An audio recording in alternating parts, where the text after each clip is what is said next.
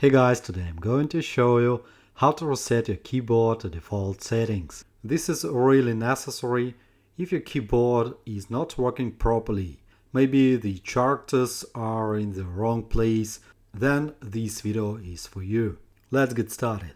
This solution may seem not standard to you, but it should really help you. Open the search panel.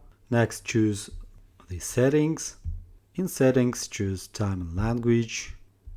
Next, select language and region. After that, tap on add a language and add any language. It's better to add an English language. For example, English Australia.